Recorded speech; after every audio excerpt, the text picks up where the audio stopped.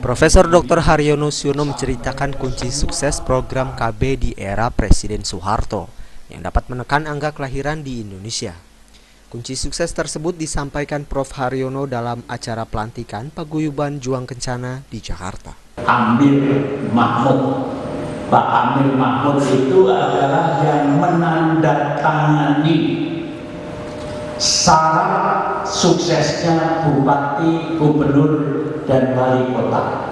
6 sukses, dan atas dasar instruksi 6 sukses itu salah satunya adalah sukses KB, dan yang 5 lagi tidak bisa diukur kecuali suksesnya KB, sehingga program KB menjadi hampir satu-satunya indikator suksesnya bupati wali kota, karena yang tiap kali masuk suksesnya bisa diukur, dan bupati takutnya setengah mati pada Pak Dirjen, karena kalau tidak sukses maka hampir pasti tidak bisa mendapat masa jabatan kedua. Pada masa lalu, jika gubernur atau kepala daerah sukses dapat menggerakkan wilayahnya untuk menurunkan angka kelahiran, maka gubernur tersebut atau kepala daerah tersebut sudah mendapat rekomendasi untuk menjadi kepala daerah selanjutnya. Tim Liputan Warta TV dan TV Pos Daya melaporkan. Lili Saiku selaku Ketua Tim Penggerak PKK Kota Bekasi mengapresiasi para guru PAUD Posdaya Muda Gemilang yang menerima gaji 1 juta. 1 juta yaitu kepanjangan dari sabar, jujur, dan takwa. Lili selaku Ketua Tim Penggerak Kota Bekasi akan memperjuangkan nasib para guru untuk memberikan bantuan tambahan sehingga para guru yang memiliki gaji 1 juta dapat terangkat kesejahteraannya. Dalam sambutannya, Lili mengatakan mudah-mudahan PAUD yang dibina oleh Posdaya Muda Gemilang dapat didaftarkan untuk menerima bantuan pemerintah daerah Kota Bekasi. Lili juga sangat mengapresiasi pembangunan mental lewat pembelajaran kaum disabilitas untuk menikmati pendidikan yang dilakukan oleh Posdaya Muda Gemilang. Dalam kesempatan tersebut, Lili menceritakan dahulu dirinya pernah membaca kisah seorang kaum Tionghoa yang mendidik warga Irian Jaya yang dicap tidak berpendidikan hingga akhirnya didikan warga Tiongkok tersebut dapat mengharumkan nama Indonesia dengan membawa pulang medali emas Olimpiade Internasional. Nah, Pak Surya ini bercerita bahwa dia membina anak Irian 3 apa 4 orang, 10 orang. Ini dididik, Bu. Pertama kali anak Irian ini takut. 3 tambah 5 berapa? Takut, dia nggak berani, tapi kemudian dia dibangun mentalnya dulu, PD-nya, percaya diri dulu dibangun. Nah, setelah dibangun percaya diri, kemudian dia berani, Bu, mulai berani. Nah, kemudian mulai berani, Pak Surya ini memberikan pelajaran menghitung yang tepat, yang membuat anak-anak ini mencintai, menyenangi berhitung ini. Kemudian setelah dibina berapa bulan, dia ikut Olimpiade Internasional dan juara. Ini sungguh luar biasa. Lili meyakini dalam pendidikan untuk mencerdaskan terdapat kunci sukses yang penting. Jika yang mendidik adalah yang memiliki kualitas yang luar biasa, maka anak-anak yang dididik akan menjadi anak-anak yang cerdas dan berkualitas. Tim Liputan Warta TV dan TV Pos Daya melaporkan.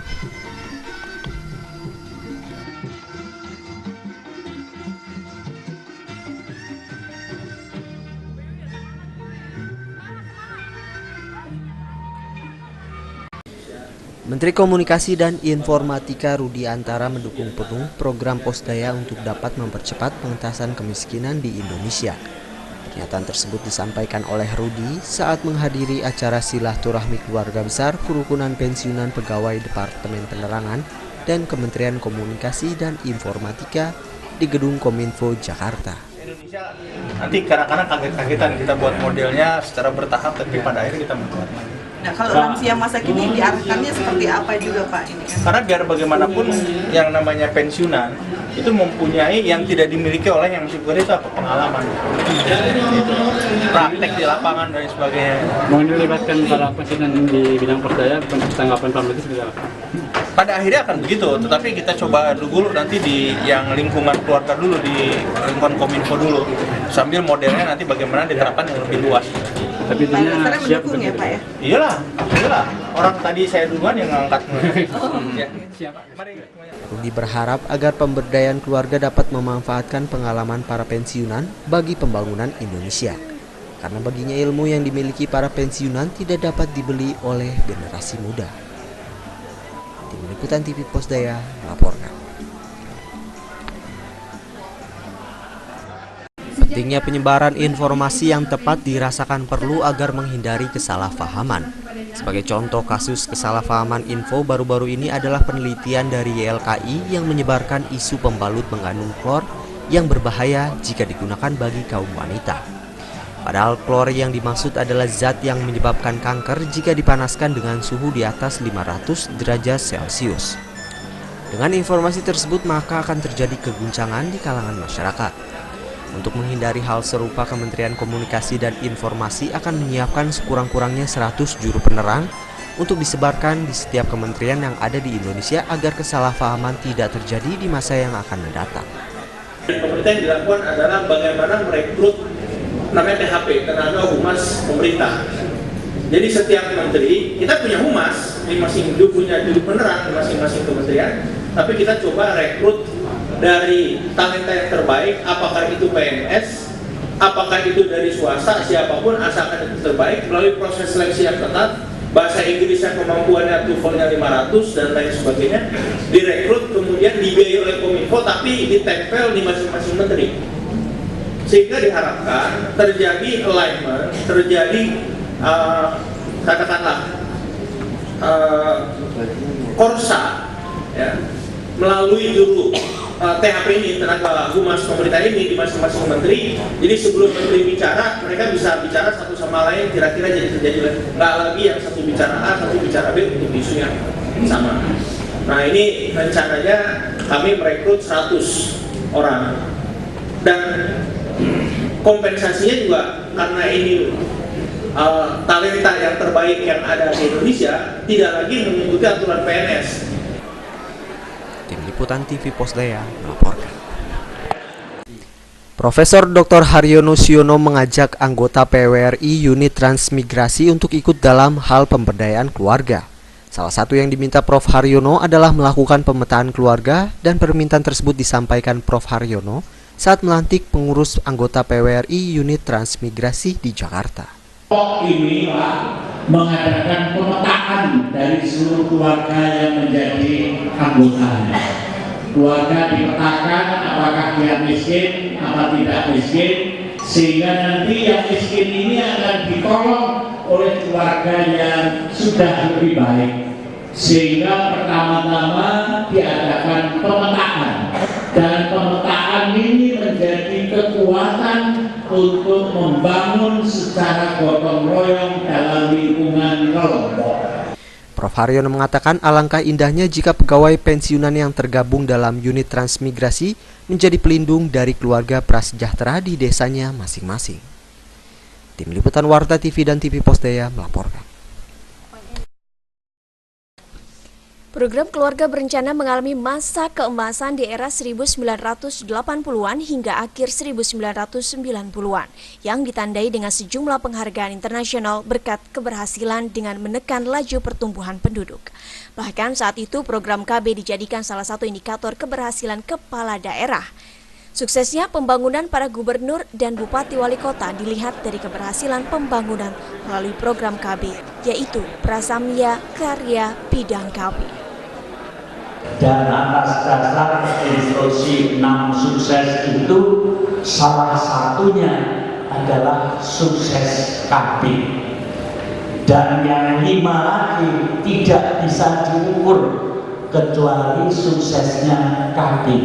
Sehingga program KB menjadi hampir satu-satunya indikator suksesnya bupati wali kota. Program KB dijadikan sebagai kebutuhan dasar manusia yang harus dilakukan di daerah secara berkelanjutan. Dan KB dijadikan salah satu indikator keberhasilan pembangunan. Semoga program KB semakin bangkit dengan adanya impres revitalisasi program KB dengan adanya norma, standar, prosedur, dan kriteria A yang dibuat oleh penentu kebijakan di pusat. Baskoro dan Itamangun, TV Posdaya melaporkan. Angka pertumbuhan penduduk Indonesia mencapai 1,49%, padahal idealnya hanya 1,1%. Jika dihitung, pertambahan penduduk 1,49% sama dengan banyaknya jumlah penduduk di Singapura. Untuk itu, Badan Koordinasi Keluarga Berencana Nasional akan menggalangkan atau menciptakan keluarga berencana melalui Kampung KB. Kampung KB akan dibangun di setiap kabupaten. Dalam program ini akan ada rumah sehat yang merupakan tempat di mana keluarga, terutama ibu-ibu, akan mengembangkan program Bina Keluarga Balita, Bina Keluarga Remaja, dan Bina Keluarga Lansia.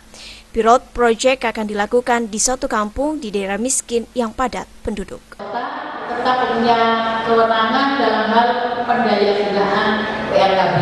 Nah, tentunya untuk bisa menggerakkan kembali, mudah-mudahan memang tantangan yang paling berat adalah tentang kembali untuk PRKB ini, karena mulai dari pusat provinsi barangkali tidak masalah, tapi ketika di kabupaten kota itu sudah otonomi daerah, tentu harus ada unit yang menangani sebagai koordinator ataupun unit yang nantinya akan mengkoordinir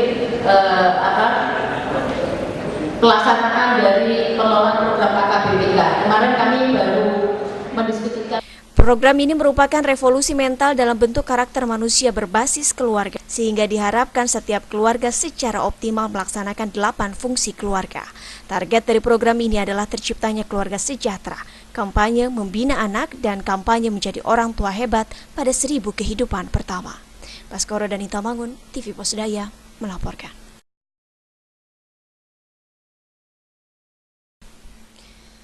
Jawa dan Bali jadi 2 pulau yang terbilang paling sejahtera dibandingkan dengan pulau-pulau lain yang ada di Indonesia. Apa ya rahasianya?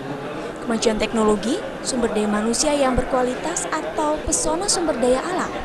Tidak hanya itu, 2 daerah ini juga sukses mengendalikan ledakan penduduk. Dengan adanya pengendalian laju pertumbuhan penduduk, pemerintah provinsi di 2 pulau ini mampu membuat program kesejahteraan langsung mengena ke masyarakat.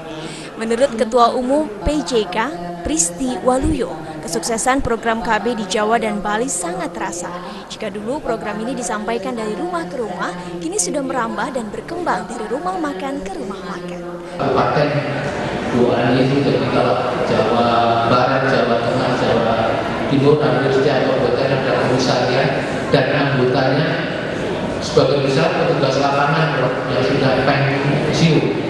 Tapi semangatnya luar biasa, sehingga besok hasil dari diklat Haryono Center mereka akan kita suntik mainan baru, bahasanya Bapak bukan mainan. Program keluarga berencana di Jawa dan Bali berhasil menurunkan laju pertumbuhan penduduk secara optimal dengan laju pertumbuhan penduduk sebesar kisaran 0,76.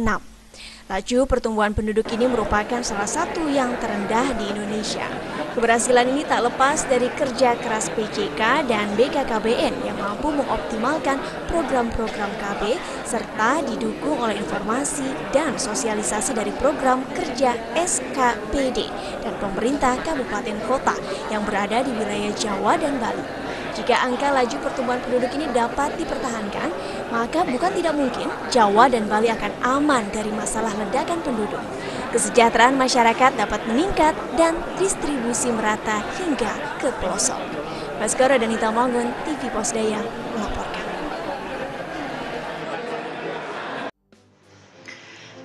Yayasan Damandiri bekerjasama dengan IAIN Raden Intan Lampung mengadakan sosialisasi Posdaya di kalangan perguruan tinggi di IAIN Raden Intan Lampung dengan tajuk Pemberdayaan Masyarakat Berbasis Masjid pada 15 Desember 2015. Dalam kegiatan itu, Rektor IAIN Raden Intan Lampung, Profesor Dr. Muhammad Mukri MAG, menyatakan bahwa pihaknya akan menerjunkan 18.000 mahasiswa KKN tematik Posdaya dalam 2 kali semester di tahun 2016 mendatang, guna memberdayakan masyarakat melalui pembentukan Posdaya. Ketua Yayasan Damandiri Profesor Dr. Haryono Suyono mengungkapkan pentingnya peran kuliah kerja nyata untuk membantu pemerintah mensukseskan kesepakatan dunia dalam kelanjutan pembangunan global atau Sustainable Development Goals dalam kurun waktu 15 tahun mendatang sebagai kelanjutan dari Millennium Development Goals. Tim Liputan Warta TV melaporkan. Kabar baik bagi Anda pensiunan BKKBN dan PWRI. Kini Anda bisa menikmati potongan harga tiket kereta. Perjalanan menggunakan kereta api pun jadi makin murah meriah. Kepada para penumpang lansia dan anggota PWRI, PT KAI memberikan diskon hingga 20% dari harga tiket untuk semua kelas kereta api. Dan anggota veteran mendapatkan diskon 50% dari harga tiket pada hari Senin hingga Kamis, serta 30% pada hari Jumat hingga Minggu untuk semua kelas kereta api. Kabar baik ini disampaikan oleh Ketua Umum PJK di tengah-tengah sambutannya pasca dikukuhkan sebagai Ketua Umum PJK di Jakarta pada 16 Desember 2015. Naik kereta Kapasa dapat potongan 20%. Nah, itu bukan hanya pada PJK, diskon kereta api juga diberikan kepada wartawan yang memiliki kartu pers. Diskon mencapai 20% untuk kereta api khusus untuk kelas bisnis dan ekonomi AC. Dan anggota-anggota Kopri mendapatkan diskon 10% untuk semua kelas kereta api. Sementara bagi anggota TNI dan Polri aktif mendapatkan diskon 25% dari harga tiket di kelas eksekutif dan 50% untuk kelas kereta api bisnis, ekonomi AC, dan ekonomi. Baskoro dan Ita Mangun, TV Posdaya melaporkan.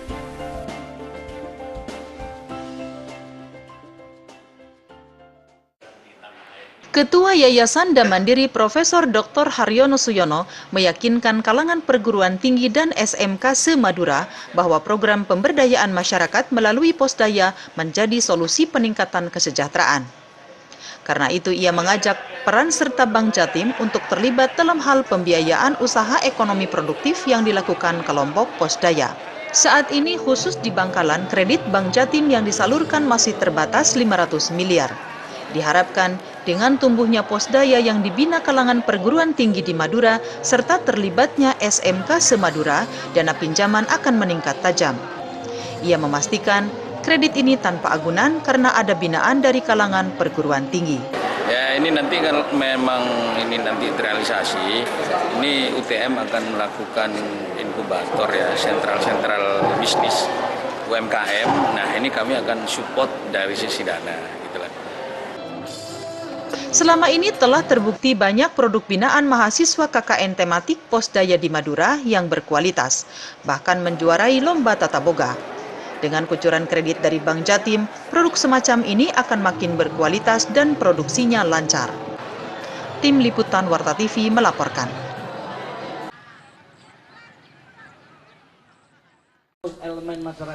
Pada hari Minggu, Posdaya Muda Gemilang melaunching PAUD Posdaya Muda Gemilang dan juga menyerahkan bantuan sebuah unit kursi roda kepada penyandang disabilitas dalam rangka Hari Disabilitas Internasional. Dalam acara tersebut dihadirkan berbagai macam hiburan dari generasi anak-anak hingga dewasa. Dan yang lebih menarik adalah dengan penampilan seni dan bernyanyi dari kaum disabilitas. Acara Posdaya selalu tidak lepas dari pemberdayaan keluarga, maka dari itu hadir juga bazar, makanan, dan olahan warga lainnya juga merupakan kerajinan tangan yang sangat menarik. Dalam sambutannya, Ketua Umum Posdaya Muda Gemilang, Melia, mengatakan PAUD Posdaya Muda Gemilang adalah salah satu pengabdian terhadap negeri untuk mencerdaskan generasi penerus bangsa. PAUD ini loh PAUD sosial, guru-gurunya juga berhati mulia, mau dibayar berapa aja, yang penting demi anak-anak. Insya Allah dibalas oleh Allah ya ibu-ibu. Jadi di PAUD kami ini ada 3 orang anak yang disabilitas, tunarungu ya ibu. Kami bukan ahlinya untuk mengajarkan anak-anak yang spesial seperti mereka. Untuk bergabung dengan anak-anak PAUD yang lain, mereka kesulitan. Karena itu alhamdulillah dengan melaksanakan kegiatan ini saya kenal dengan Ibu Galuh. Ibu Galuh yang mengasuh sekolah tunarungu di RW 22. Muridnya kurang lebih 20 orang, ya Ibu, dari berbagai kota, berbagai wilayah di Bekasi. Kami Posdaya Muda Gemilang mengharapkan bantuan Bu Galuh dan beliau bersedia untuk mengirimkan gurunya untuk mengajar murid PAUD Posdaya bahasa isyarat. Jadi mulai awal tahun 2016, Posdaya Muda Gemilang akan membuka kursus bahasa isyarat untuk anak-anak yang membutuhkan kebutuhan khusus. Kursus yang dijalankan oleh Posdaya Muda Gemilang bukan hanya akan diajarkan bagi anak-anak yang akan menjalani kursus, namun juga kepada ibu-ibu ataupun orang tua yang memiliki anak dengan kebutuhan khusus. Posdaya Muda Gemilang berharap dengan dibukanya kursus kedepannya bahasa isyarat dapat mempersatukan persatuan bangsa seperti yang tertera di Pancasila Sila ketiga, yaitu Persatuan Indonesia. Tim Liputan Warta TV dan TV Posdaya melaporkan.